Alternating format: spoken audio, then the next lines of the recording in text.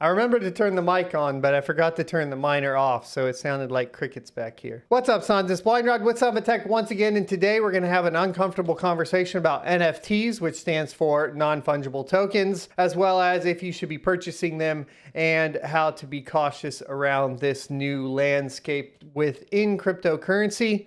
And that's coming from somebody who has been through a previous cycle and sees a lot of similarities to other projects during the cycle between 2016 and 2018. And hopefully you find it helpful, but not until we get a word from our sponsor out. The following is a paid advertisement. Prime XBT is an established trading platform that was founded in 2018 and remained in business through the bear market. From my personal research, there are three main reasons they set themselves apart from other trading platforms: high leverage, low fees, and most importantly, privacy. Prime XBT requires no user information to start trading. The newest module, called co-vesting, allows users to copy the trading activity of other users. Remember, any form of investing comes with significant risks, so do your own research. Use promo code SONOFATECH at sign-up for a 50% bonus. All right, so NFTs, non-fungible tokens, basically the big hubbub around it is that it allows artists to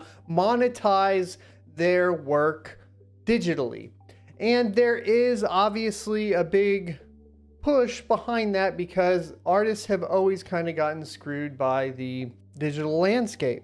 There are, like, for example, a lot of options to monetize art as well as music online outside of this, but they usually have pretty poor returns. In the case of things like Spotify or the YouTube Content ID system and so forth, the payout is usually pretty weak and it's really not up there with the actual value of the art. Now, when it comes to NFTs, unfortunately, if we're talking about the value of the art, my viewpoint on that is that it's actually worth way more than the art is actually worth as well. The other thing that you need to take into account is that just purchasing the NFT for that art doesn't mean that you actually own anything physically in most cases. While there are some outliers there, and we'll get into that, primarily you're just buying that art as a barcode on the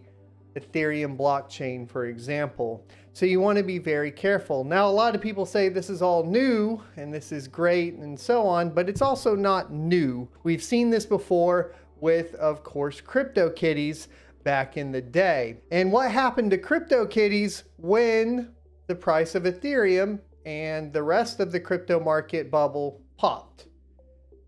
The price of CryptoKitties went down. The value of the CryptoKitties in relation to fiat, as well as even Ethereum, went down. And when that happens, you really need to take into account that it's really too closely tied to the value of cryptocurrency to be worth anything in the real world. It's not like if you buy something for $300 with whatever the equivalent of Ethereum is, and then your requirement is to sell that thing through Ethereum and then convert that to fiat, that your price isn't going to be affected by Ethereum. So you need to be super careful. Another thing is, like I said, you aren't really necessarily getting physical assets. In some cases, I think there are some artists that have been doing some pretty interesting things with NFTs, such as sending physical items along with other perks and so on. And if that's valuable to you, then that is valuable to you. But I would equate it to buying like a CD or an album, right, at this point, where it could go up in value, but most likely you are just buying that for your personal gratification. And if that's the case, then go ahead.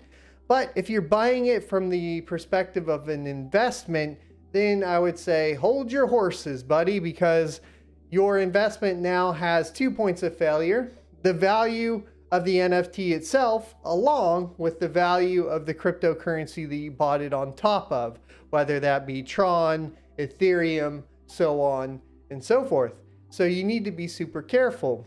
Also, we are at that time in cryptocurrency, especially with NFTs, where there are a lot of scams. And whether or not you are able to navigate that man, more power to you, because I can't navigate that worth of crap. So I can't really talk about individual NFTs and give you an idea of what is good and what is bad. Currently, the cream hasn't risen to the top. Now, do I think that there won't be some cream at the top? No, I think eventually that cream will rise to the top and we'll know what they are. But in the case of cryptocurrency, most likely that cream at the top is still not going to be worth the amount that the junk that will settle at the bottom is currently worth now. Meaning, if you have like NFT 1, which is awesome in the cream, and you have NFT 2, which is crap and the junk at the bottom, currently they're both elevated over what the final price of the cream at the top will be worth at the end of the day, when everything settles back down. This is nothing new under the sun. We've seen it obviously with the internet bubble. We saw it with the first bubble previously. Like I mentioned, CryptoKitties as well, which is having a new big uptake. And we've seen it with something called ICOs. Now, ICOs are a special case because ICOs also got hit by a lot of regulation.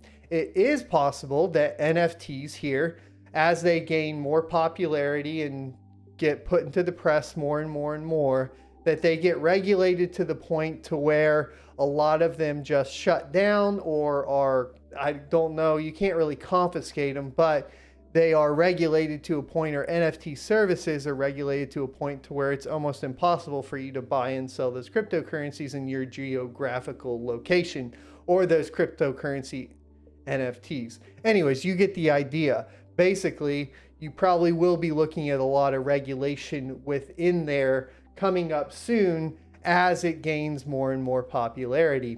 Like I said, once again, we have seen this before with ICOs, which were initial coin offerings. Basically, at that time, what it was a smart contract with a bunch of tokens that was supposed to be a startup for another cryptocurrency. Now, they would disperse them obviously on Ethereum with the intention of moving to another coin. Well, what happened to a majority of them is they just kind of disappeared into the ether. However, and yes, pun intended. However, the thing is some of the cream did rise to the top, and they have maintained and been a project even to this day. And that's the cream that I'm talking about. But those ICOs that were successful, that did manage to get past all of the regulation and the bubble popping and so on, aren't necessarily worth what they were or valuated at when they first initially dropped that coin, I suppose. So no matter what you do, you need to be very careful in what you're investing in. Another point, just to give you guys an idea, is will that Gucci Ghost that you bought for however much, I think it went for a ridiculous amount of money, be worth that if the economy is at a point where people are worried about fulfilling their needs, such as food, drink, housing, transportation? It's a lot easier to trade some Ethereum for any of those things or Bitcoin for any of those things than it would be to trade a CryptoKitty or a Gucci Ghost for one of those things. And with the kind of state that we are in, of course, with the global economy, you want to be very careful with that sort of investment. Obviously, all investments, like we talk about, you need to be super careful with. But if it's something that you can't liquidate easy, in the case that you need to actually pay your bills, then you need to be extra cautious. Just think of it this way. Is the Gucci Ghost NFT going to be in high demand if nobody can pay their rent? Thanks for watching. I'll see you next Tuesday. If you enjoyed this content, you can check out more crypto content on this playlist up here. Or, of course, go ahead and subscribe for more in the future. Adios.